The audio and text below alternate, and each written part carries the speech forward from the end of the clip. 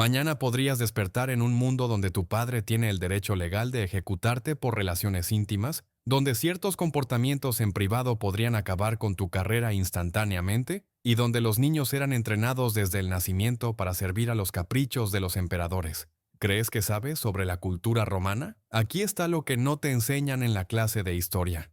El Imperio Romano no solo conquistó el mundo, construyó toda una civilización sobre el control íntimo, donde cada dormitorio era un campo de batalla y cada momento privado podía ser tu sentencia de muerte. Bienvenido al verdadero Roma. Esto no lo aprendes en las clases de historia, pero durante más de 500 años el Imperio Romano operó el sistema de control íntimo más sofisticado de la historia humana. He revisado miles de fuentes primarias, evidencias arqueológicas de Pompeya y documentos legales antiguos que la mayoría de los académicos evitan discutir. Lo que he descubierto cambiará fundamentalmente cómo ves la civilización antigua y te hará agradecer por cada libertad que tienes hoy. Aquí está lo que la mayoría de la gente no sabe. Estamos a punto de recorrer 7 niveles de horror íntimo que escalaron a lo largo de la historia romana, desde leyes que hacían ciertos comportamientos punibles con la muerte, hasta mujeres ejecutadas por experimentar placer, hasta sacerdotisas vírgenes enterradas vivas por romper sus votos. Expondremos cómo los emperadores convirtieron a los niños en sirvientes, cómo los romanos transformaron la intimidad en competencias mortales y por qué los instructores profesionales realizaban demostraciones en vivo en casas nobles. Pero espera, se pone peor. Toda esta locura estaba literalmente tallada en sus calles como monumentos religiosos. Empecemos con la regla más básica que gobernaba la vida y la muerte de cada romano. Imagina si tu comportamiento privado determinara tu estatus público. Imagina si ser percibido como pasivo en situaciones íntimas significara perder tu trabajo, tu ciudadanía y posiblemente tu vida. En Roma esto no era imaginación, era la ley. Ser etiquetado como sumiso en privado significaba la muerte social, peor que el asesinato real. Los romanos construyeron toda una civilización sobre un principio simple y aterrador. La dominación equivale al poder. La sumisión equivale a la destrucción. ¿Crees que la cultura de la cancelación es dura?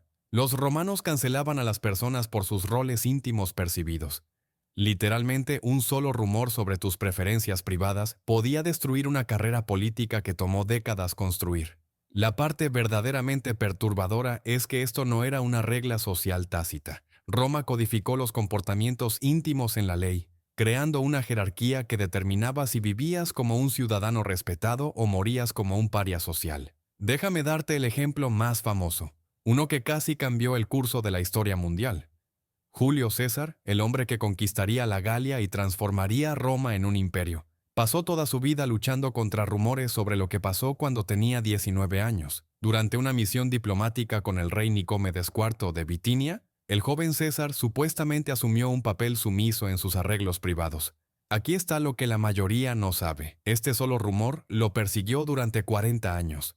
Sus enemigos lo llamaban la reina de Bitinia en el Senado. Durante sus desfiles triunfales, momentos destinados a celebrar sus mayores victorias militares, los soldados cantaban canciones burlonas sobre César, siendo el hombre de todas las mujeres y la mujer de todos los hombres. El poeta Catulo escribió versos sobre la supuesta sumisión de César que los romanos memorizaban y repetían en fiestas. Imagina conquistar naciones enteras, convertirte en el hombre más poderoso del mundo y aún tener gente burlándose de ti por algo que supuestamente ocurrió en privado hace 4 décadas. Pero espera, se pone peor. Los romanos no solo se burlaban, legislaban. La Lex Scantinia, aprobada en el 149 a.C., hacía que el comportamiento íntimo pasivo por parte de hombres libres fuera un crimen castigable con multas enormes, exilio o incluso la muerte. La ley era tan severa que las acusaciones por sí solas podían destruir vidas. Tenemos casos documentados de senadores expulsados de sus cargos no por corrupción o incompetencia, sino por rumores sobre sus roles privados. Toma el caso de un senador cuyo nombre fue literalmente borrado de los registros. Así de vergonzoso se consideraba esto. Fue expulsado del Senado después de que esclavos reportaran haberlo visto en una posición sumisa con su esposa. Sí, leíste correctamente. Ciertos actos con tu propia esposa podían terminar con tu carrera política.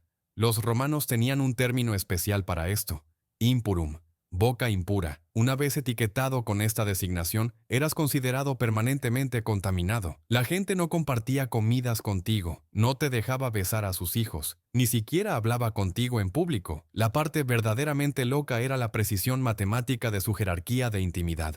En la cima estaba el emperador. Él podía dominar a cualquiera y mantener su dignidad. Debajo de él, los senadores podían dominar a cualquiera excepto al emperador y a otros senadores. Los ciudadanos podían dominar a hombres liberados, esclavos y no ciudadanos. Los libertos solo podían dominar esclavos. Los esclavos no podían dominar a nadie sin permiso. Romper esta jerarquía no solo era vergonzoso, era criminal. Aquí tienes un ejemplo específico que muestra cuán en serio tomaban los romanos este sistema. Un ciudadano rico llamado Lucius fue atrapado en una posición sumisa con su propio esclavo. Las consecuencias legales fueron devastadoras. Primero perdió sus derechos de ciudadanía, luego su propiedad fue confiscada. Sus hijos fueron desheredados. Su esposa fue forzada a divorciarse de él para proteger su propio estatus. Finalmente fue exiliado de Roma para siempre. Todo porque asumió el papel equivocado con alguien que literalmente poseía. Pero el sistema iba aún más allá. Los romanos desarrollaron todo un vocabulario para categorizar y avergonzar las posiciones íntimas. Estos no eran insultos, eran categorías legales que determinaban tus derechos bajo la ley romana. Un hombre etiquetado como pasivo enfrentaba violencia y humillación diarias. Estos términos aparecían en documentos judiciales, determinaban el estatus legal y moldeaban las interacciones sociales. El impacto psicológico fue asombroso. Los hombres romanos vivían con un miedo constante a las acusaciones. Desarrollaron códigos de comportamiento elaborados para evitar incluso la apariencia de pasividad. Pararse de la manera equivocada, gesticular con demasiada suavidad, incluso el tono de tu voz podía desencadenar sospechas. Tenemos cartas de padres romanos a sus hijos llenas de instrucciones paranoicas sobre mantener la dominación masculina en cada aspecto de la vida. ¿Por qué la dominación equivalía al poder en la mente romana? La respuesta revela el corazón oscuro de su civilización. Los romanos veían el mundo a través de la lente de la conquista. Así como las legiones romanas dominaban territorios enemigos, los hombres romanos debían dominar a otros para probar su estatus. Ser dominado significaba ser conquistado, ser feminizado, ser reducido al estatus de una mujer o esclavo. En una sociedad construida sobre el poder militar, la sumisión íntima equivalía a la derrota en el campo de batalla. Esta mentalidad infectó cada aspecto de la vida romana. Los negocios se describían en términos de dominación. Las alianzas políticas se enmarcaban como quién estaba arriba. Incluso los rituales religiosos enfatizaban la importancia de mantener el papel activo. La conexión entre la dominación íntima y la autoridad política era tan fuerte que los emperadores a menudo demostraban su poder a través de exhibiciones públicas de comportamiento agresivo. El análisis psicológico moderno revela cómo este sistema mantenía el orden social a través del terror íntimo. Al hacer que ciertas posiciones fueran literalmente criminales, Roma creó una sociedad de autopolicía donde todos vigilaban a todos por signos de debilidad. El miedo a las acusaciones mantenía a los ciudadanos en línea más eficazmente que cualquier ejército. Era brillante en su crueldad. Roma conquistó el mundo al conquistar primero sus propios dormitorios. Hace que las dinámicas de poder modernas parezcan juegos de patio, ¿no es así? Hoy debatimos sobre el consentimiento y la igualdad. Los romanos debatían si tomar la posición equivocada debería resultar en exilio o ejecución. Nosotros nos preocupamos por nuestra reputación en las redes sociales. Los romanos se preocupaban por ser enterrados vivos por un rumor sobre sus vidas privadas. Pero si crees que eso es retorcido, espera a escuchar lo que les pasaba a las mujeres que se atrevían a disfrutar de la intimidad. Ahora hablemos de cómo Roma literalmente prohibió el disfrute femenino de la intimidad. Imagina si experimentar placer durante momentos íntimos fuera un crimen castigable con la muerte. Imagina ser forzada a permanecer completamente inmóvil, sin mostrar emociones, sin hacer sonidos, mientras las respuestas naturales de tu cuerpo podían llevarte a la ejecución. Esto no era alguna ficción distópica, era la realidad diaria para las mujeres romanas. Roma construyó todo un sistema legal alrededor de una paradoja que rompería las mentes modernas. Celebraban el deseo masculino mientras hacían del disfrute femenino un delito capital.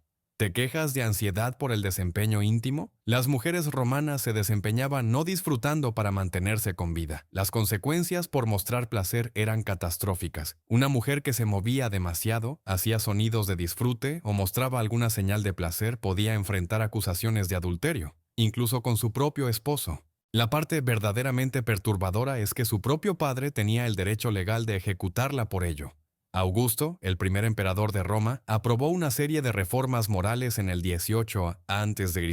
que convirtieron la intimidad femenina en una trampa mortal. La Lex Julia Adulteris Coendis no solo castigaba el adulterio, criminalizaba completamente la agencia femenina. Bajo esta ley, un padre que descubriera que su hija había tenido relaciones prematrimoniales podía ejecutar legalmente tanto a ella como a su pareja en el acto, sin juicio, sin apelación, solo ejecución. Aquí está lo que la mayoría no sabe. Augusto usó esta ley para exiliar a su propia hija, Julia la Mayor. A pesar de ser la hija del emperador, a pesar de estar casada y tener 5 hijos, Julia fue desterrada a una isla remota por el delito de disfrutar la intimidad demasiado públicamente. Su ofensa específica, asistir a fiestas donde supuestamente mostró entusiasmo durante encuentros privados. Augusto prohibió que alguien la visitara, vetó el vino de su dieta y declaró que debía ser enterrada fuera de la tumba familiar. El emperador de Roma destruyó a su propia hija, por experimentar placer. Pero espera, se pone peor. Los expertos médicos romanos crearon toda una mitología alrededor del deseo femenino, diseñada para aterrorizar a las mujeres hasta la insensibilidad. Afirmaban que la excitación femenina causaba histeria, locura y posesión demoníaca. El doctor Saranus de Éfeso, considerado el mayor ginecólogo de Roma, escribió que las mujeres que experimentaban demasiado placer sufrirían de útero errante, una condición en la que el útero se desprendía y flotaba por el cuerpo, causando locura. Los tratamientos para la excitación femenina eran esencialmente tortura médica. Tenemos registros detallados de los procedimientos. Las mujeres que mostraban signos de disfrute eran sometidas a tratamientos de enfriamiento, obligadas a sentarse en agua helada durante horas, beber pociones hechas de plomo y mercurio, o someterse a fumigaciones donde respiraban humo tóxico para calmar el útero. Las mujeres ricas pagaban fortunas por médicos que esencialmente las envenenaban hasta la insensibilidad. Considera el caso de Sronia, una mujer noble cuya historia sobrevive en fragmentos. Después de que su esposo reportara que parecía disfrutar excesivamente de su noche de bodas, fue enviada a las principales autoridades médicas de Roma. El régimen de tratamiento fue aterrador. Baños de hielo diarios al amanecer, consumo forzado de hierbas amargas que causaban enfermedades, sangrías para reducir la pasión, aplicación de polvo de plomo para enfriar el cuerpo. Después de 6 meses de esta tortura médica, Sronia había aprendido a permanecer perfectamente inmóvil durante los encuentros íntimos sin mostrar ninguna respuesta. Los médicos la declararon curada. El doble estándar era impresionante en su crueldad. Los mismos hombres que exigían insensibilidad íntima de sus esposas celebraban abiertamente sus propias conquistas. Un hombre romano podía interactuar con esclavos, prostitutas y no ciudadanos sin consecuencias. Podía jactarse de su virilidad en el Senado. Podía encargar estatuas celebrando su destreza. Pero si su esposa sonreía durante la intimidad, sentencia de muerte. Las mujeres romanas desarrollaron estrategias de supervivencia elaboradas que parecen de terror psicológico. Crearon redes secretas para enseñarse mutuamente el arte de la insensibilidad. Las mujeres mayores instruían a las más jóvenes en la supresión emocional, cómo respirar en silencio, cómo mantener los músculos faciales relajados, cómo prevenir respuestas involuntarias. Tenemos fragmentos de cartas donde las madres escriben a sus hijas con consejos como «Piensa en las cuentas del hogar durante el acto y muerde tu lengua si sientes que el placer aumenta». El daño psicológico fue catastrófico y generacional. Las mujeres romanas aprendieron a disociarse de sus propios cuerpos como mecanismo de supervivencia. Transmitían el trauma como reliquias familiares. Madres enseñando a sus hijas que sentir algo durante la intimidad podía matarlas. Toda la población femenina de Roma fue esencialmente entrenada para desarrollar disfunciones como una habilidad para preservar la vida, pero el sistema iba más allá de la opresión individual. La ley romana convirtió los cuerpos de las mujeres en propiedad pública sujeta al control estatal. El concepto de consentimiento femenino no existía. Las mujeres eran transferidas de padre a esposo como escrituras de propiedad. La intimidad de una mujer pertenecía a su tutor masculino. y cualquier expresión de deseo personal era un robo a su dueño. El término legal era stuprum, cualquier acto íntimo que violara la propiedad masculina, independientemente de los sentimientos de la mujer. Aquí tienes un caso legal específico que muestra la locura. Una mujer llamada Claudia fue acusada de adulterio porque fue vista riendo con un amigo masculino en el mercado. La evidencia en su contra. Los testigos testificaron que parecía sonrojada y sonreía excesivamente en su presencia. Su esposo se divorció de ella, su padre la repudió y perdió la custodia de sus hijos. Nunca fue acusada de tener relaciones, solo de parecer disfrutar de una conversación con un hombre. La justificación religiosa lo hacía aún peor. Los sacerdotes romanos enseñaban que el placer femenino enojaba a los dioses y causaba desastres naturales. Culpaban las malas cosechas al disfrute de las mujeres. Atribuían las derrotas militares a que las esposas disfrutaban demasiado de sus maridos. Las vírgenes vestales, las sacerdotisas más sagradas de Roma, eran presentadas como el ideal, mujeres tan puras que no sentían nada, no querían nada, no experimentaban nada. ¿Por qué Roma criminalizó el placer femenino? La respuesta expone los temores más profundos del imperio. Los hombres romanos temían el deseo femenino porque no podían controlarlo mediante la fuerza. Podías conquistar territorios, esclavizar poblaciones y dominar a otros hombres mediante la violencia. Pero el deseo femenino requería la participación de las mujeres, y la participación implicaba elección. En una sociedad construida sobre la dominación, la agencia femenina era una amenaza existencial. El sistema de control íntimo a nivel imperial llegaba a cada dormitorio, cada matrimonio, cada momento privado. Los esposos espiaban a las esposas, los esclavos informaban sobre las amas, los niños eran enseñados a vigilar a sus madres por signos de disfrute inapropiado. Roma convirtió a cada familia en un estado de vigilancia donde los cuerpos de las mujeres eran el campo de batalla. ¿Hace que la mojigatería victoriana parezca sexualmente liberada? ¿No es así? Nosotros debatimos si las mujeres deberían fingir placer. Las mujeres romanas morían por tener respuestas genuinas. El impacto duradero en las actitudes occidentales resuena a través de los siglos. Cada vez que alguien sugiere que las mujeres no deberían disfrutar demasiado de la intimidad, están canalizando el terror romano antiguo. Hablando de control religioso, examinemos qué pasaba cuando las vírgenes rompían sus votos sagrados. Pero el destino más aterrador aguardaba a las vírgenes sagradas de Roma que se atrevían a experimentar el toque humano. Imagina si perder tu pureza significara ser enterrada viva mientras la ciudad celebra. Imagina ser seleccionada a los 6 años para servir a una diosa que exige 30 años de castidad perfecta, sabiendo que un momento de debilidad humana equivale a la muerte por asfixia en una tumba subterránea. ¿Crees que la cultura de la pureza es extrema hoy? Los romanos convirtieron la virginidad en un culto mortal que hace que la celibacia religiosa moderna parezca una sugerencia casual. Las vírgenes vestales eran las mujeres más poderosas de Roma y las más aterrorizadas. Controlaban la llama sagrada que supuestamente protegía el imperio. Manejaban secretos de Estado y disfrutaban de privilegios que ninguna otra mujer poseía. Podían poseer propiedades, hacer testamentos y viajar sin guardianes masculinos. Pero aquí está lo que la mayoría no sabe. Pagaban por este poder con 3 décadas de terror íntimo, donde un solo beso podía significar morir sola en la oscuridad.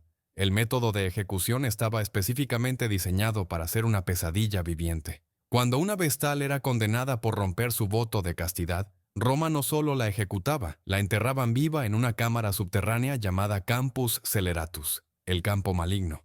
Pero espera, se pone peor. No podían derramar la sangre de una vestal porque era sagrada, así que crearon una ficción legal de que no la estaban ejecutando en absoluto. Simplemente la enviaban a la diosa. Aquí está cómo funcionaba el ritual de entierro, y los detalles te perseguirán.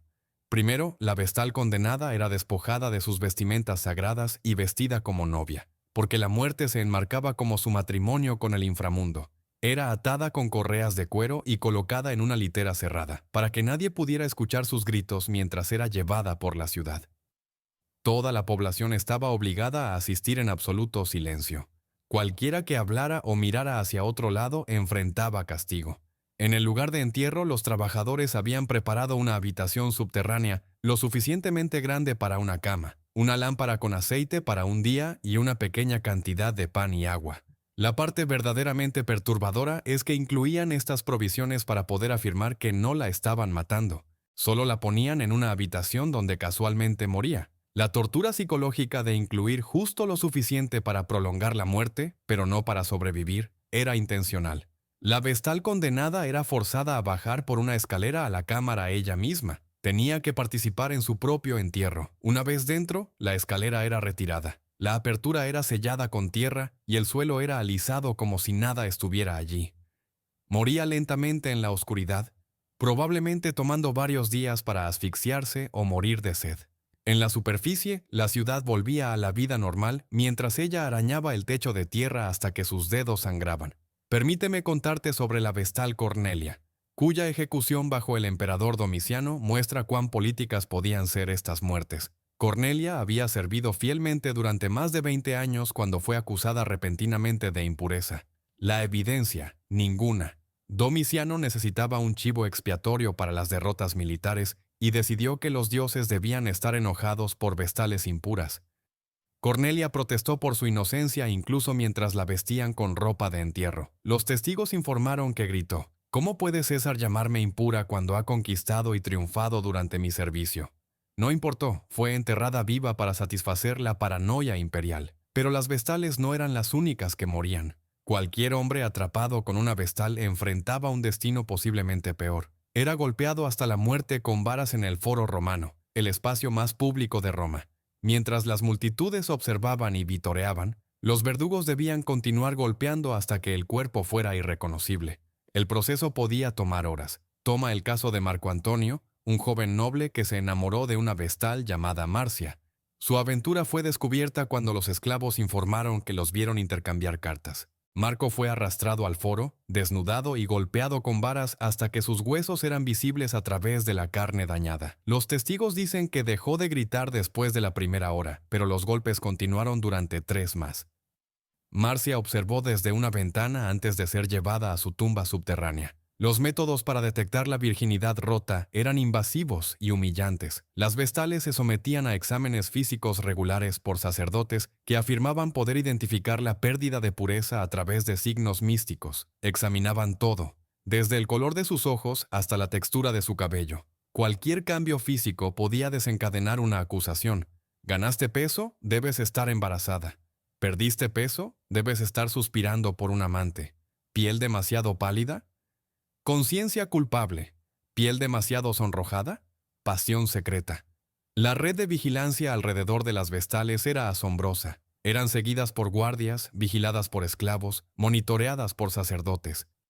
Cada palabra, gesto y mirada era reportada y analizada. No podían hablar con hombres sin testigos. No podían salir de su casa sin escoltas. Ni siquiera podían sonreír a parientes masculinos sin arriesgarse a una acusación. Tenemos registros de vestales investigadas por reír demasiado fuerte en cenas. Las falsas acusaciones eran comunes y políticamente motivadas. Los rivales podían destruirse mutuamente acusando a la hija o hermana de su enemigo que servía como vestal. El caso de la vestal. Claudia muestra cómo funcionaban estas acusaciones. Su hermano estaba postulándose para cónsul cuando su oponente difundió rumores sobre la pureza de Claudia. A pesar de no haber evidencia, fue forzada a someterse a un juicio público donde se expusieron detalles íntimos de su vida diaria. Sobrevivió solo al realizar un milagro, rezando a la diosa Vesta para probar su inocencia a través de una intervención divina. Cuando las llamas sagradas de repente se alzaron más altas, la multitud la declaró pura. ¿Cuántas vestales inocentes murieron que no pudieron producir milagros convenientes? El proceso de selección en sí era una tortura psicológica. Las niñas de entre 6 y 10 años eran elegidas por sorteo de las familias nobles de Roma. Imagina ser una niña de 6 años, separada de tus padres, diciéndote que tocar a otro humano románticamente durante los próximos 30 años significa la muerte. La adoctrinación comenzaba de inmediato. Les enseñaban que su pureza literalmente protegía a Roma de la destrucción. Cada derrota militar, desastre natural o plaga era potencialmente su culpa por pensamientos impuros. Muchas vestales se quebraban bajo la presión. Las tasas de autolesión eran astronómicas pero encubiertas para mantener el prestigio de la institución. Tenemos fragmentos de cartas de vestales que describen pesadillas, alucinaciones y comportamientos autodestructivos. Una escribió: «Sueño con la tierra abriéndose debajo de mí. Despierto jadeando por aire que no está allí». Otra describió revisar compulsivamente su reflejo por signos de impureza que los sacerdotes podrían detectar. El término de 30 años estaba específicamente calculado para máxima crueldad. Las niñas entraban a los 6 a 10 años y no podían irse hasta los 36 a 40, más allá de los años principales de fertilidad en la sociedad romana.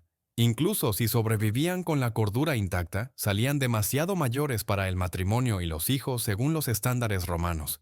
Muchas vestales retiradas vivían como parias sociales, demasiado extrañas y dañadas para una vida normal después de 3 décadas de pureza forzada. La justificación religiosa era que Vesta, diosa del hogar, requería sirvientas vírgenes para cuidar su llama eterna. Si la llama se apagaba, Roma caería. Si una vestal perdía su virginidad, la llama moriría. Esta lógica circular atrapó a generaciones de mujeres en un terror íntimo.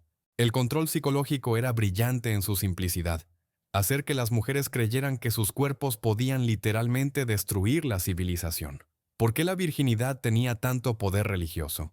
Los romanos creían que la pureza femenina contenía propiedades protectoras mágicas. La sangre virgen, las lágrimas vírgenes, incluso el aliento virgen, se pensaba que tenían poderes sobrenaturales. Pero este poder era frágil. Un pensamiento íntimo podía corromperlo para siempre. Las vestales eran esencialmente talismanes humanos cuyo valor residía en lo que no hacían, no sentían, no experimentaban. La institución duró más de 1000 años, desde la fundación de Roma hasta el 394 d.C., cuando el emperador cristiano Teodosio finalmente la disolvió. Piensa en eso, un milenio de niñas enterradas vivas por experimentar deseo humano. Miles de mujeres asfixiándose en la oscuridad porque sintieron lo que todo humano siente naturalmente. Los gritos desde cámaras subterráneas que nadie podía escuchar. Hace que la celibacia religiosa moderna parezca una sugerencia casual, ¿no es así? Al menos el clero moderno que rompe sus votos enfrenta decepción, no asfixia. El eco del sacrificio virgen continúa en cada promesa de pureza, cada pacto entre padre e hija. Solo hemos reemplazado las cámaras de entierro con psicológicas. Si las vírgenes sagradas enfrentaban la muerte, imagina lo que pasaba en el dormitorio del emperador. Ahora entramos en el reino de pesadilla de los dormitorios imperiales, donde los niños humanos se convertían en sirvientes vivos. Imagina si los líderes mundiales pudieran legalmente convertir a tus hijos en sirvientes personales. Imagina si el hombre más poderoso de la Tierra recolectaba bebés para entrenarlos como asistentes, organizaba cenas inapropiadas como entretenimiento estatal y se casaba con niños castrados en ceremonias públicas. ¿Crees que los hombres poderosos abusan de sus posiciones hoy? Los emperadores romanos hacían que los escándalos modernos parecieran de aficionados porque no escondían sus perversiones, las convertían en política estatal. El Imperio Romano otorgaba a sus emperadores inmunidad absoluta frente a las reglas sociales normales. Cualquier fantasía enfermiza que cruzara por una mente imperial se hacía realidad, respaldada por legiones y financiada por impuestos. La progresión de poder a perversión era predecible y aterradora. Cada emperador intentaba superar a sus predecesores en extremismo, creando una espiral competitiva de depravación que destruyó innumerables vidas. Empecemos con el emperador Tiberio, quien se retiró a la isla de Capri y la convirtió en una instalación de entrenamiento que desafía la comprensión moderna. El historiador antiguo Suetonio, que tenía acceso a los archivos imperiales, registró detalles que la mayoría de los académicos modernos se niegan a traducir completamente. Tiberio creó lo que llamó sus pequeños peces, niños entrenados desde la infancia para realizar servicios acuáticos.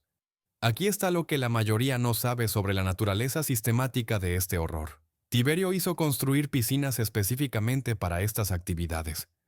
Niños tan pequeños como bebés eran entrenados para nadar entre sus piernas y realizar servicios mientras él flotaba. Los llamó sus pececillos. El entrenamiento comenzaba antes de que pudieran hablar, condicionando a los bebés a asociar el agua con la servidumbre. Los que lloraban o resistían eran ahogados en las mismas piscinas. Pero espera, se pone peor. Tiberio recolectaba lo que él llamaba brotes de rosa apretados. Niños pequeños en la edad específica en que sus cuerpos apenas comenzaban a desarrollarse. Tenía agentes de procuración en todo el imperio cuya única tarea era identificar y secuestrar niños en esta etapa exacta de desarrollo. Los padres que resistían veían a toda su familia crucificada. Los niños afortunados morían rápidamente. Los desafortunados envejecían y eran descartados como juguetes rotos. La infraestructura requerida para estas operaciones revela el verdadero horror. Tiberio empleaba equipos de entrenadores, guardias, procuradores y eliminadores. Había dormitorios llenos de niños en varias etapas de entrenamiento. El personal médico los mantenía vivos pero complacientes mediante drogas y dietas especializadas. Los contadores rastreaban los gastos para lo que los registros oficiales llamaban suministros teatrales, un eufemismo para niños sirvientes. Luego vino Calígula, quien hacía que su tío Tiberio pareciera contenido. Calígula no solo cometía actos inapropiados con miembros de su familia, lo convertía en arte performático. Se involucró inapropiadamente con sus 3 hermanas públicamente en banquetes estatales mientras obligaba a los senadores a mirar y aplaudir. Cuando su hermana favorita, Drusila, murió, la declaró diosa y obligó a adorarla. La parte verdaderamente loca fue la doctrina religiosa que Calígula creó alrededor del comportamiento imperial. Afirmaba que, como Dios viviente, los tabúes humanos normales no se aplicaban a él. Se comparaba con Júpiter, quien se casó con su hermana Juno. Cualquiera que cuestionara la divinidad de sus relaciones inapropiadas enfrentaba la ejecución por ateísmo. Imagina ser forzado a adorar el abuso que presenciaste o morir por impiedad. El terrorismo íntimo de Calígula se extendía más allá de su familia. Invitaba a parejas nobles a cenar, examinaba a las esposas como ganado, luego tomaba a quien le atraía a su dormitorio mientras el esposo esperaba en la mesa, regresaba y criticaba el desempeño de la mujer en detalle explícito ante su esposo y otros invitados. La esposa de un senador lo rechazó, así que Calígula la desnudó en una fiesta y subastó su virginidad al mejor postor mientras su esposo miraba. Pero incluso la depravación de Calígula palidece ante Nerón, quien alcanzó nuevos niveles de horror a través de la innovación teatral. Nerón castró a un niño llamado Esporo porque se parecía a la esposa muerta de Nerón. Luego se casó con Esporo en una ceremonia pública completa con velo de novia y dote, forzando al niño mutilado a desempeñar el papel de emperatriz. Los ciudadanos romanos estaban obligados a celebrar esta boda o enfrentaban cargos de traición. Las otras innovaciones de Nerón incluían lo que él llamaba juegos de bestias. Se hacía liberar de una jaula vestido con pieles de animales, luego atacaba las partes privadas de hombres y mujeres atados a estacas. Esto no era una perversión privada, era entretenimiento público en el anfiteatro. Miles observaban a su emperador simular ser un animal salvaje atacando a víctimas atadas. La multitud estaba obligada a vitorear o enfrentaba acusaciones de deslealtad. La evidencia arquitectónica de la perversión imperial sobrevive hoy. La Casa Dorada de Nerón incluía dormitorios giratorios con paneles de techo que se abrían para rociar a los invitados con flores y perfume durante reuniones inapropiadas. Pasajes ocultos le permitían observar a los invitados sin que ellos lo supieran. Cámaras especiales tenían diferentes temas. Una recreaba un bosque para cazar sirvientes, otra simulaba los cielos, donde Nerón podía pretender asaltar a dioses y diosas, representados por víctimas pintadas de oro y plata. Cada corte imperial desarrolló su propio vocabulario de perversión. Estos no eran términos de jerga, eran posiciones oficiales de la corte con salarios y rangos. Las posiciones tenían deberes específicos, requisitos de entrenamiento y oportunidades de ascenso dentro de la estructura de servicio imperial. La normalización de la perversión imperial corrompió a la sociedad romana de arriba abajo. Los senadores competían por ofrecer a sus hijos a los emperadores, esperando favores políticos. Las madres entrenaban a sus hijas en técnicas para complacer los gustos imperiales. Los padres castraban a sus hijos para hacerlos más atractivos como sirvientes imperiales. Lo que comenzó como una enfermedad imperial se convirtió en un comportamiento aspiracional para los trepadores sociales. Los perfiles psicológicos de estos tiranos comparten patrones comunes. Cada uno comenzaba con deseos relativamente normales, que escalaban una vez que se daban cuenta de que nadie podía detenerlos. La capacidad de cumplir cualquier fantasía de inmediato llevaba al aburrimiento con los placeres convencionales. Necesitaban actos cada vez más extremos para sentir algo. El poder no solo corrompía, aniquilaba su capacidad de ver a los demás como humanos. Los facilitadores de la corte eran casi tan monstruosos como los emperadores mismos. Los libertos construían carreras procurando víctimas cada vez más exóticas. Mantenían redes de espías en cada provincia, rastreando a niños hermosos como inventario. Desarrollaban drogas para mantener a las víctimas complacientes pero conscientes. Desechaban cuerpos cuando los emperadores se cansaban de sus juguetes. Estos hombres se enriquecían más allá de la imaginación mediante el tráfico sistemático de niños. Pero aquí está lo que realmente muestra la escala del terror imperial. Las infraestructuras sobrevivían a los emperadores individuales. Cuando Tiberio murió, su sucesor, Calígula, heredó no solo el trono, sino todo el sistema. los entrenadores, los procuradores, las instalaciones. Cuando Nerón cayó, su sucesor encontró registros detallados de víctimas, proveedores y técnicas. El sistema de abuso imperial estaba tan organizado como el sistema de recolección de impuestos y posiblemente más eficiente. Los raros intentos de reforma revelan cuán arraigado estaba el sistema. El emperador Marco Aurelio, el emperador filósofo, intentó desmantelar algunas de las peores prácticas. Cerró ciertas instalaciones, liberó a algunas víctimas, ejecutó a algunos procuradores, pero el sistema simplemente se volvió clandestino. Los senadores que se habían enriquecido suministrando apetitos imperiales contraatacaron. El propio hijo de Marco Aurelio, Cómodo, restauraría y expandiría cada perversión que su padre había intentado eliminar. Hace que los escándalos políticos modernos parezcan pintorescos en comparación. Los hombres poderosos de hoy esconden sus crímenes, pagan por el silencio, temen la exposición. Los emperadores romanos anunciaban sus perversiones como prerrogativas divinas. No tenían víctimas, tenían sacrificios religiosos a la divinidad imperial. No cometían crímenes, trascendían la ley humana a través de la deidad. Pero los emperadores no eran los únicos que empujaban los límites. Espera a escuchar sobre las competencias romanas. ¿Crees que la sociedad moderna está obsesionada con el desempeño? Los romanos convirtieron la intimidad en un deporte competitivo. Imagina si los maratones íntimos fueran transmitidos como los Juegos Olímpicos. Imagina si tu ciudad otorgara honores cívicos por el desempeño de resistencia. Si matronas ricas competían públicamente con profesionales en concursos íntimos. Si los gladiadores ganaban la libertad a través de la destreza física en lugar del combate. Tú haces maratones de Netflix. Los romanos hacían maratones de actuaciones humanas con el mismo valor de entretenimiento casual, excepto que sus espectáculos presentaban a personas reales destruyéndose por aplausos. Roma no solo normalizó la intimidad pública, la gamificó.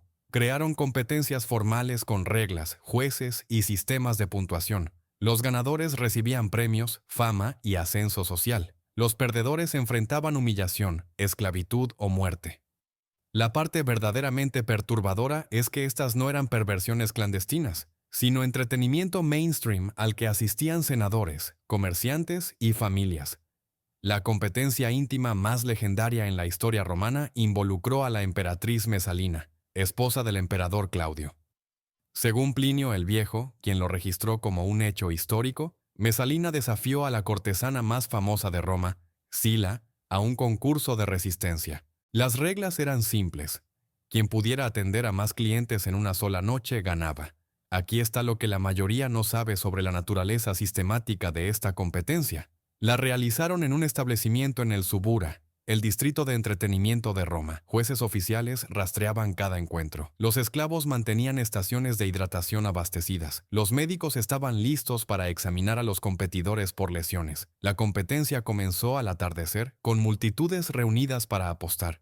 Sila, la profesional, se dosificó eficientemente. Tenía técnicas desarrolladas durante años, posiciones que minimizaban el agotamiento, métodos de recuperación entre parejas, estrategias de disociación mental. Al amanecer había atendido a 23 clientes y se declaró terminada, exhausta pero satisfecha con lo que asumió era la victoria. Pero Mesalina apenas estaba comenzando.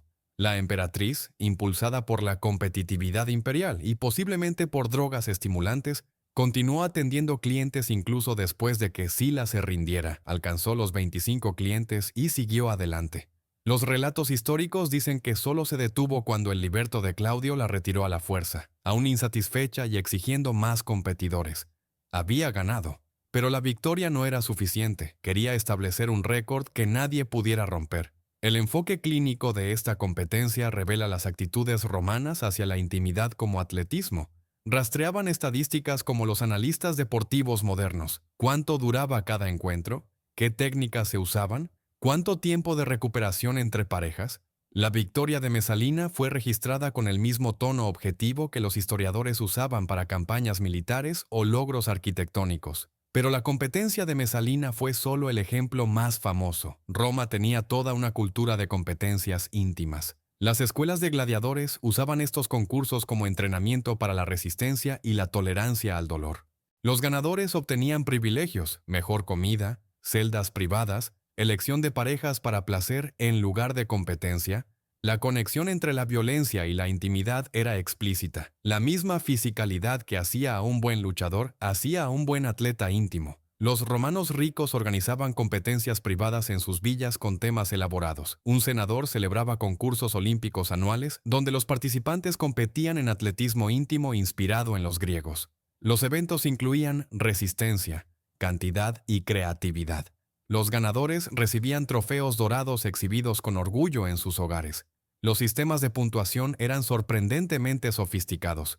Los jueces, generalmente ciudadanos mayores considerados fuera de su mejor momento, usaban rúbricas detalladas, puntos por técnica, resistencia, satisfacción de la pareja y espectáculo, deducciones por incapacidad para completar posiciones, finalización prematura o requerir recuperación excesiva. Algunas competencias incluían votaciones del público para premios al favorito de la multitud. Los eventos públicos llevaban esto a otro nivel. No eran reuniones espontáneas, sino eventos organizados con tarifas de entrada y premios en dinero. Los promotores los anunciaban como combates de gladiadores. Mañana en los baños de Agripa, Marcos el poderoso contra Gas el resistente en hazañas de destreza íntima. Los ciudadanos compraban boletos, los vendedores vendían bocadillos, los niños observaban desde galerías de visualización. Las reglas para estas competencias públicas estaban inscritas en tablas de piedra. Los partidos estándar duraban desde el atardecer hasta el amanecer. Los competidores podían retirarse en cualquier momento, pero perdían premios y enfrentaban burlas públicas. Los estimulantes no solo estaban permitidos, sino que los proporcionaban los organizadores. Vinos especiales mezclados con hierbas, potenciadores primitivos, incluso sustancias peligrosas como escarabajos en polvo que aumentaban el flujo sanguíneo, pero podían causar insuficiencia cardíaca. Las competencias femeninas tenían sus propias dinámicas aterradoras. A diferencia de los hombres que competían voluntariamente por gloria, muchas participantes femeninas eran esclavas o mujeres, libertas desesperadas, compitiendo por sobrevivir. Las ganadoras podrían ganar lo suficiente para comprar su libertad o alimentar a sus hijos. Las perdedoras a menudo sufrían daños físicos permanentes. Tenemos textos médicos que describen lesiones comunes en competencias. Tejidos desgarrados, inflamaciones peligrosas, infecciones que mataban lentamente. La conexión con los gladiadores merece atención especial porque muestra cómo Roma convirtió la intimidad en un arma. Después de las victorias en la arena, los gladiadores podían ser alquilados para encuentros íntimos. Mujeres y hombres ofrecían sumas astronómicas por noches con luchadores campeones. Pero aquí está el giro enfermo. Algunos gladiadores ganaban la libertad no a través de victorias en combate, sino a través del desempeño íntimo para patrones ricos. La infraestructura que apoyaba estas competencias era extensa. Instalaciones de entrenamiento donde los aspirantes practicaban técnicas, especialistas médicos que trataban lesiones relacionadas con la competencia, casas de apuestas que establecían cuotas y aceptaban apuestas. Incluso organismos reguladores que certificaban competencias oficiales frente a eventos no autorizados. Roma burocratizó la intimidad competitiva como cualquier otro entretenimiento público. El uso de drogas era desenfrenado y peligroso. Los competidores consumían pociones hechas de plantas tóxicas, órganos animales y minerales como el mercurio. Un estimulante popular estaba hecho de escarabajos triturados que causaban excitación prolongada, pero también insuficiencia renal. Las muertes durante las competencias eran lo suficientemente comunes como para que los organizadores tuvieran personal funerario listo. Morir por la gloria íntima se consideraba honorable, como morir en la arena. El daño psicológico a los participantes era severo, pero ignorado. Los competidores desarrollaban lo que la psicología moderna reconocería como trastornos disociativos, la capacidad de separar completamente la mente del cuerpo durante los actos íntimos. Muchos se volvían incapaces de tener relaciones normales, solo podían desempeñarse en contextos competitivos. Los campeones retirados a menudo se autolesionaban, incapaces de adaptarse a la vida sin el rugido de la multitud. La exposición de los niños a estas competencias era particularmente dañina. Los padres romanos llevaban a los niños a ver, creyendo que era educativo. Los chicos aprendían que la destreza íntima determinaba el valor masculino. Las chicas aprendían que sus cuerpos eran escenarios de desempeño. Tenemos relatos de niños jugando a juegos de competencia, imitando lo que habían visto hacer a los adultos por premios. La normalización comenzaba temprano y creaba generaciones de romanos que veían la intimidad como un deporte público en lugar de una conexión privada. El ecosistema económico alrededor de las competencias íntimas era masivo. Los entrenadores cobraban tarifas enormes por preparar a los competidores. Los comerciantes vendían equipos, aceites especiales, drogas para mejorar el desempeño, tónicos de recuperación. Los artistas creaban esculturas conmemorativas de victorias famosas. Los poetas escribían odas a actuaciones legendarias. El atletismo íntimo generaba ingresos comparables a los juegos de gladiadores. Algunas competencias tenían variaciones temáticas que empujaban los límites aún más. Concursos mitológicos donde los participantes recreaban hazañas íntimas divinas. Competencias históricas que recreaban encuentros famosos del pasado. Campeonatos exóticos con posiciones importadas de territorios conquistados. Cada variación requería entrenamiento y equipo especializados, creando industrias enteras alrededor de la innovación íntima. El mantenimiento de registros era meticuloso. Los historiadores romanos rastreaban los logros íntimos como victorias militares. ¿Quién tenía el récord de resistencia? ¿Qué posición obtenía las puntuaciones más altas? ¿Cuál era el número máximo de parejas en una sola competencia? Estos no eran conteos privados, sino conocimiento público tallado en monumentos de piedra y preservado en archivos oficiales. Hace que la cultura moderna de ligues parezca románticamente conservadora, ¿no es así? Nos preocupamos por las aplicaciones de citas mientras los romanos literalmente morían compitiendo por récords íntimos. Los ecos persisten en el énfasis moderno en el desempeño sobre la conexión, en la gamificación de la conquista romántica, en la reducción de la intimidad humana a logros atléticos. Hablando de desempeño, los romanos empleaban instructores profesionales que no creerás. Pero la parte verdaderamente loca es que los romanos contrataban seres humanos como manuales de educación íntima vivos. Imagina si la educación íntima significara ver demostraciones en vivo por profesionales. Imagina asistir al ensayo de tu boda donde expertos entrenados te mostraran exactamente cómo desempeñarte en tu noche de bodas. No con diagramas o muñecos, sino con sus propios cuerpos en tiempo real. Tú aprendiste sobre la intimidad de libros o videos. Los romanos aprendían de actuaciones humanas en vivo que serían ilegales en todos los países hoy. Los spintriae eran los demostradores íntimos profesionales de Roma, y su existencia revela profundidades de perversión sistemática que los historiadores aún luchan por explicar. Estos no eran cortesanas ni animadores, eran especialistas académicos que convertían sus cuerpos en herramientas educativas. Los romanos abordaban la educación íntima con la misma metodología sistemática que aplicaban a la construcción de acueductos o al entrenamiento de legiones. El proceso de selección para los spintriae comenzaba en la infancia y los criterios eran específicos hasta el punto de la locura. Los exploradores buscaban niños con atributos físicos particulares, flexibilidad extrema, resistencia inusual, proporciones corporales específicas que permitieran posiciones exóticas. Buscaban articulaciones dobles, control muscular anormal y alta tolerancia al dolor. Estos niños eran comprados o tomados de familias y comenzaban el entrenamiento antes de la pubertad. Aquí está lo que la mayoría no sabe sobre las academias de entrenamiento de spintriae. Operaban como escuelas atléticas con dormitorios, horarios de entrenamiento y currículos graduados. Los spintriae jóvenes pasaban años aprendiendo a contorsionar sus cuerpos en posiciones que hospitalizarían a humanos normales. Practicaban técnicas de respiración específicas para mantener posiciones que cortaban el suministro de aire. Desarrollaban memoria muscular para secuencias que desafiaban la lógica anatómica. La tasa de mortalidad durante el entrenamiento era asombrosa. Tenemos registros parciales de una academia que muestran que menos de la mitad de los aprendices sobrevivían hasta la graduación. Las muertes venían de lesiones internas, huesos rotos que perforaban órganos e infecciones por daños repetidos en los tejidos. Pero aquí está la parte verdaderamente enferma. Los aprendices muertos eran considerados pérdidas aceptables en la creación de herramientas de demostración humanas perfectas. La unidad de demostración estándar era 3 spintriae, 2 intérpretes y un narrador que proporcionaba comentarios técnicos durante el acto. Llegaban a las casas nobles como cualquier otro tutor, llevando equipos especializados en estuches discretos. Las demostraciones tenían lugar en cualquier habitación que el cliente designara, a menudo con miembros de la familia y esclavos domésticos obligados a asistir y tomar notas. La instrucción para la noche de bodas era su reserva más común. Las novias romanas, especialmente las jóvenes de familias nobles, debían ser puras, pero también de alguna manera hábiles en técnicas que complacieran a sus esposos. La solución: demostraciones en vivo. La noche antes de la boda, la novia observaba a los Spintriae realizar cada posición y técnica que su nuevo esposo podría exigir, con explicaciones detalladas de cómo respirar, dónde colocar el peso y cómo evitar lesiones. El trauma psicológico infligido a estas novias era devastador. Imagina ser una niña de 14 años criada en relativo refugio, de repente forzada a ver a adultos realizar actos que violaban cada instinto natural mientras sabías que se esperaba que los replicaras mañana.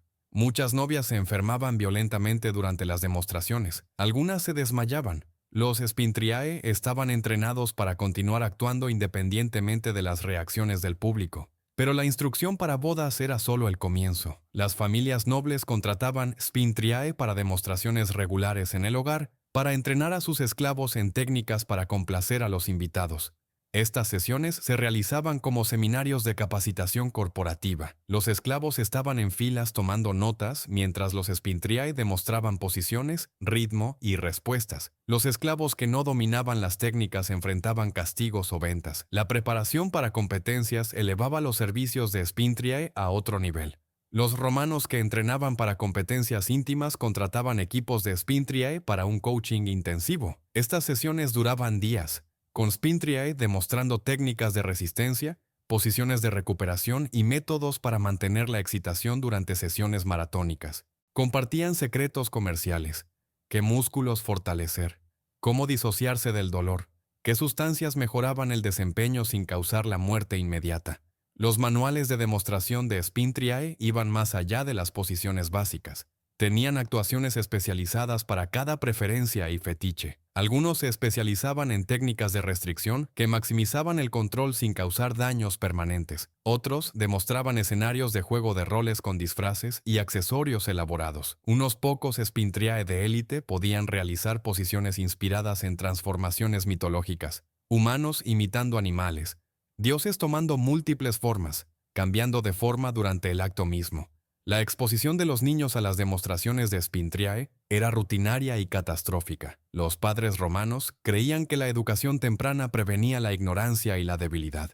Los chicos de tan solo 10 años asistían a demostraciones para aprender técnicas dominantes. Las chicas observaban para entender la sumisión. Los Spintriae tenían rutinas educativas especiales diseñadas para audiencias jóvenes, ligeramente menos extremas, pero aún involucrando desnudez completa y actos explícitos.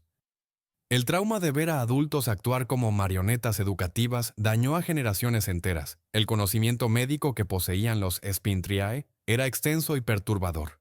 Entendían la anatomía a niveles que sorprendían incluso a los médicos romanos. Sabían exactamente hasta dónde podían doblarse las articulaciones antes de romperse, cuánto tiempo podía durar la privación de oxígeno antes del daño cerebral, qué posiciones causaban lesiones internas frente a dolor superficial. Este conocimiento venía de la experiencia. Sus propios cuerpos eran laboratorios para la experimentación íntima. Algunos Spintriae alcanzaban estatus de celebridad. Marcos el Flexible podía dislocar sus caderas a voluntad para lograr ángulos imposibles. Livia la Resistente una vez demostró durante 12 horas seguidas sin descansos. Gas el Innovador creó 17 posiciones nuevas que se convirtieron en estándar en los dormitorios romanos. Estas celebridades cobraban tarifas enormes y actuaban en fiestas imperiales donde sus demostraciones se convertían en entretenimiento en lugar de educación.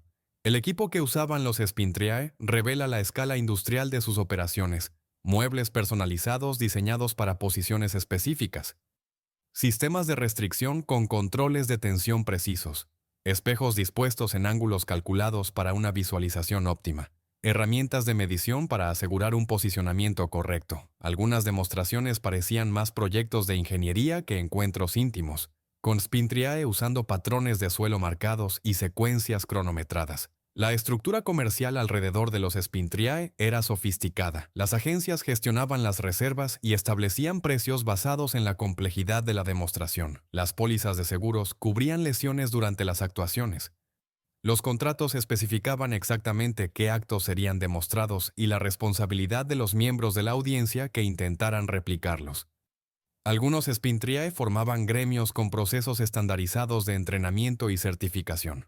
El retiro para los Spintriae era raro y brutal. Los cuerpos destruidos por años de posiciones extremas a menudo fallaban a los 30 años. Los que sobrevivían enfrentaban artritis incapacitante, dolor crónico y daño psicológico por años de actuación pública. Roma no tenía un sistema de pensiones para herramientas de demostración humanas rotas. Muchos terminaban mendigando en las calles, su famosa flexibilidad reemplazada por contorsión permanente por lesiones acumuladas. Los perfiles psicológicos de los Spintriae revelan patrones de trauma complejos. Desarrollaban habilidades de disociación extremas, describiendo experiencias fuera del cuerpo durante las demostraciones. Muchos no podían formar relaciones íntimas normales. Solo podían actuar cuando eran observados por audiencias. Algunos desarrollaban compulsiones de exhibición, incapaces de dejar de demostrar incluso cuando sus cuerpos gritaban por descanso. El daño mental coincidía con la destrucción física. La influencia de los Spintriae en la cultura íntima romana fue profunda y duradera. Sus demostraciones establecieron estándares imposibles que los ciudadanos regulares intentaban igualar, causando lesiones generalizadas. Sus técnicas se convirtieron en conocimiento requerido para el ascenso social. Sus actuaciones convirtieron la intimidad en ejecución técnica en lugar de conexión emocional. Crearon una cultura donde la intimidad era una asignatura académica en lugar de una experiencia humana. Hace que la educación adulta moderna parezca de buen gusto y educativa, ¿no es así? Al menos el contenido digital no requiere que seres humanos destruyan sus cuerpos para demostraciones en vivo. La diferencia entre ver contenido grabado y observar a humanos vivos actuar bajo comando en tu dormitorio es la diferencia entre una película de terror y una tortura real. Toda esta locura estaba literalmente tallada en sus calles. Y si caminabas por cualquier ciudad romana, no podías escapar de los símbolos de piedra que señalaban el camino. Imagina si cada señal de tráfico estuviera moldeada como órganos reproductivos. Imagina si tus hijos jugaran a la rayuela alrededor de símbolos de piedra gigantes. Si las estatuas de tu jardín fueran monumentos fálicos masivos. Si las victorias militares se conmemoraran con monumentos genitales. ¿Crees que Times Square es explícito? Las ciudades romanas eran básicamente museos al aire libre de órganos reproductivos, donde cada esquina mostraba símbolos íntimos con la misma naturalidad que nosotros mostramos señales de alto. La evidencia arqueológica solo de Pompeya revela la asombrosa extensión de la exhibición pública fálica. Más de 40 símbolos de piedra están tallados en las esquinas de las calles, y eso es solo lo que sobrevivió a la erupción volcánica. Estos no estaban escondidos en callejones, estaban en las principales vías a la altura de los niños, desgastados por miles de manos que los tocaban por suerte. Pero aquí está lo que la mayoría no sabe. Estas tallas fálicas servían como navegación. Los símbolos de piedra literalmente señalaban el camino a los distritos de entretenimiento. El tamaño indicaba calidad. Cuanto más grande era el símbolo tallado, más caro era el establecimiento. Múltiples símbolos en fila creaban un sendero como migajas reproductivas, guiando a los clientes por la ciudad. Algunos tenían elementos adicionales que indicaban servicios especiales. Otros incluían inscripciones con precios y especialidades. Era un GPS impulsado por genitales. Pero los símbolos de navegación eran solo el comienzo. Cada hogar romano, desde los cuartos de esclavos hasta las villas senatoriales, mostraba falos protectores. El dios Priapo, representado como un hombre grotescamente dotado que amenazaba a los ladrones con su miembro masivo, vigilaba en los jardines. Estos no eran símbolos sutiles. Hablamos de estatuas de 6 pies con características prominentes pintadas de rojo brillante. Los niños jugaban alrededor de ellas. Las familias hacían picnics a su sombra. La normalización era completa. El significado religioso iba más allá de la mera decoración. Los romanos creían que el falo protegía contra el mal de ojo, una maldición lanzada a través de miradas celosas.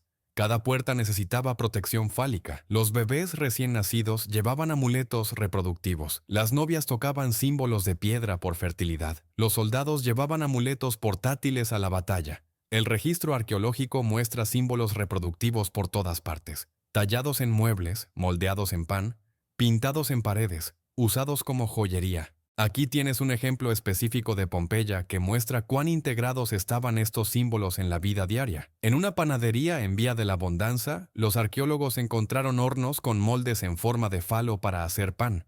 Sobre los hornos, un símbolo de piedra masivo protegía el proceso de horneado, la señal de la panadería. un relieve tallado que mostraba a Príapo pesando su enorme miembro contra una bolsa de oro. Los clientes compraban pan con forma simbólica bajo una señal fálica desde hornos, protegidos por tallas reproductivas. Eran símbolos en todo momento. El ejército llevaba la protección fálica a extremos. El muro de Adriano, construido para proteger la Britania romana de las invasiones bárbaras, tiene tallas reproductivas cada pocos cientos de metros. Los soldados romanos creían que mostrar sus símbolos literalmente aterrorizaría a los enemigos y protegería la frontera. Llevaban amuletos reproductivos llamados fascina como equipo militar estándar. Los monumentos de victoria presentaban a enemigos conquistados siendo dominados por el poder simbólico romano. La derrota significaba sumisión incluso en piedra. Pero espera, se pone aún más perturbador. Los festivales públicos presentaban procesiones fálicas masivas. Durante la Liberalia, celebrando al dios Liber, los ciudadanos desfilaban con un falo de madera gigantesco por las calles. Las matronas respetables debían coronar públicamente el símbolo con flores. Los niños cantaban canciones alabando el poder de los órganos reproductivos. Toda la ciudad participaba en lo que era esencialmente una celebración religiosa de un símbolo íntimo enorme. La normalización a través de la arquitectura iba más allá de las tallas individuales. Edificios enteros estaban diseñados como monumentos fálicos. La fuente Meta Sudans en Roma era esencialmente un órgano reproductivo de piedra de 50 pies que expelía agua desde la punta. Los ciudadanos se reunían a su alrededor para festivales. Los niños jugaban en su rocío, y los turistas posaban para pinturas con la fuente gigante. Estuvo de pie durante siglos como un hito central de Roma. Los hogares privados competían por las exhibiciones fálicas más impresionantes. Tenemos registros de romanos ricos encargando estatuas de Príapo cada vez más grandes, algunas con elementos mecánicos que permitían que el órgano reproductivo se moviera o rociara agua de colores. Las fiestas en los jardines presentaban juegos donde los invitados intentaban lanzar anillos sobre los apéndices de las estatuas. El órgano reproductivo no solo estaba normalizado, era entretenimiento. La explotación comercial era sistemática. Los artesanos se especializaban en crear objetos fálicos para cada propósito. Lámparas de aceite con forma de falo iluminaban los hogares romanos. Campanillas de viento fálicas llamadas tintinábula colgaban en las puertas. Espejos con mangos reproductivos reflejaban rostros romanos. Incluso los muebles presentaban elementos fálicos. Patas de mesa talladas como órganos reproductivos, brazos de sofás terminando en puntas simbólicas. No podías escapar de las imágenes genitales incluso si lo intentabas. Los grafitis añaden otra capa de obscenidad normalizada. Las paredes de Pompeya preservan miles de mensajes y dibujos íntimos, pero estos no estaban escondidos en callejones traseros. Están en las calles principales, edificios públicos, incluso templos. Los niños que aprendían a escribir practicaban tallando mensajes crudos en las paredes públicas. La abundancia sugiere que esto no era rebelión, sino práctica estándar. El impacto psicológico de la exposición constante a imágenes fálicas moldeó la conciencia romana de maneras que apenas comenzamos a entender. Los niños criados rodeados de imágenes reproductivas desarrollaron conceptos de intimidad completamente diferentes a los de los humanos modernos. El falo no era privado ni vergonzoso, era divino, protector, entretenido. Esta normalización permitió los extremos íntimos descritos a lo largo de este texto. Cuando los órganos reproductivos son santos, cualquier cosa que los involucre se convierte en un acto religioso. Algunos intelectuales romanos intentaron explicar la obsesión filosóficamente, argumentaban que el falo representaba la fuerza vital, el poder creativo, el triunfo de la civilización sobre el caos. Pero la realidad era más cruda. Los romanos eran una cultura de conquista que veía la dominación como poder y tallaron su visión del mundo en piedra. Cada símbolo señalando un distrito de entretenimiento, cada Príapo amenazando con castigo. Cada amuleto usado por niños reforzaba el mensaje. La dominación íntima equivale a la dominación social. La reacción cristiana a la cultura fálica romana fue predeciblemente extrema. Cuando el cristianismo se convirtió en la religión oficial, ejércitos de trabajadores fueron enviados a destruir tallas reproductivas en todo el imperio. La desfiguración sistemática nos da evidencia negativa. El cuidadoso cincelado de órganos íntimos de las estatuas muestra cuán omnipresentes eran. Algunas estimaciones sugieren que millones de imágenes fálicas fueron destruidas en la purga cristiana. Pero la influencia persistió de maneras ocultas. Las iglesias medievales incorporaron imágenes fálicas sutiles supuestamente para alejar el mal. Los artistas renacentistas redescubrieron el arte erótico romano e incorporaron elementos en obras clásicas. Incluso hoy, los arqueólogos descubren regularmente nuevos artefactos fálicos. Cada uno es un recordatorio de una civilización que convirtió el órgano reproductivo en arte público. Hace que la publicidad moderna parezca sutil, ¿no es así? Nosotros debatimos si los carteles pueden mostrar contenido sugerente, mientras los romanos vivían en ciudades donde cada esquina de la calle lucía un símbolo reproductivo. La influencia duradera en el simbolismo occidental es más profunda de lo que admitimos. Cada vez que nos reímos de una arquitectura accidentalmente fálica o logotipos corporativos, estamos canalizando la conciencia romana que veía símbolos reproductivos en todas partes porque literalmente estaban en todas partes. Entonces, ¿qué nos dice toda esta locura sobre la naturaleza humana? Recuerda cuando dije que cada momento privado podía ser tu sentencia de muerte. Ahora lo entiendes. No estaba exagerando. Acabamos de viajar a través de 7 círculos del infierno íntimo romano, cada uno más perturbador que el anterior. Desde leyes que hacían ciertas posiciones punibles con la muerte hasta emperadores que convirtieron a los niños en sirvientes vivos. Desde mujeres enterradas vivas por experimentar placer hasta competencias donde la gente literalmente moría por récords íntimos. Aquí está lo que une todos estos horrores.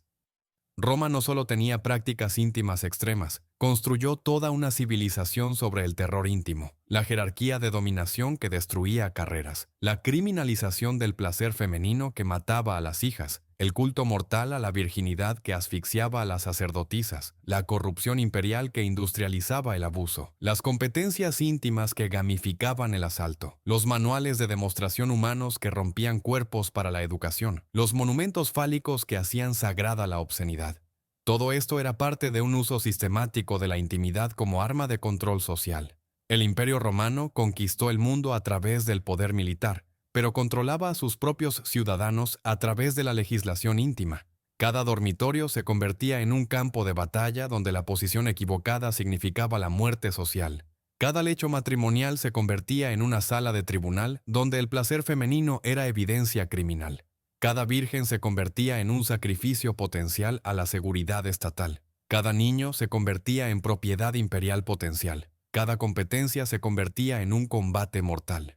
Cada demostración se convertía en una sesión de tortura. Cada esquina de la calle se convertía en un santuario reproductivo. Pero aquí está la revelación definitiva. Roma no cayó a pesar de su extremismo íntimo, sino por él. Las mismas perversiones que demostraban el poder imperial también destruían la humanidad imperial. Los emperadores que veían a los ciudadanos como juguetes no podían inspirar lealtad. Los senadores que temían acusaciones de dormitorio no podían gobernar eficazmente. Las mujeres entrenadas para no sentir nada no podían criar hijos sanos. Los hombres obsesionados con la dominación no podían formar asociaciones estables. Una civilización que convirtió la intimidad en violencia eventualmente se desgarró a sí misma. Lo que la historia íntima romana revela sobre el poder y el control debería aterrorizarnos. Cuando los gobiernos legislan lo que sucede en los dormitorios, cuando los hombres poderosos no enfrentan consecuencias por sus apetitos, cuando la intimidad se convierte en desempeño en lugar de conexión, cuando los niños son expuestos a contenido adulto como normal, cuando la competencia reemplaza a la intimidad, cuando los cuerpos se convierten en herramientas, cuando la obscenidad se vuelve sagrada. La civilización no se vuelve más sofisticada, se vuelve más salvaje. Los peligros de legislar. La intimidad resuenan a través de la historia. Cada sociedad que intentó controlar la intimidad humana a través de la ley creó peores perversiones de las que intentó prevenir. La represión religiosa extrema, la mojigatería victoriana, los extremos puritanos, todos siguieron los pasos de Roma al intentar enjaular la naturaleza humana a través del terror. El resultado es siempre el mismo. Lo reprimido regresa como enfermedad. El daño psicológico del terror íntimo romano duró generaciones. Heredamos conceptos de intimidad moldeados por los extremos romanos, la vergüenza alrededor del placer, las dinámicas de poder en los dormitorios, la ansiedad por el desempeño, la separación de la intimidad de la conexión, la relación confusa de la civilización occidental con la intimidad se remonta directamente al legado tóxico de Roma. Todavía estamos recuperándonos de su daño 2000 años después. La próxima vez que te quejes de las aplicaciones de citas, recuerda a las mujeres romanas fingiendo insensibilidad para sobrevivir a las relaciones maritales obligadas por el Estado. Tu peor experiencia de citas supera ser enterrado vivo por experimentar placer. La libertad íntima moderna, el derecho a elegir parejas, posiciones y placer, es una anomalía histórica que damos por sentado. Durante la mayor parte de la historia humana, lo que sucedía en los dormitorios estaba controlado por la ley, la religión y el terror social.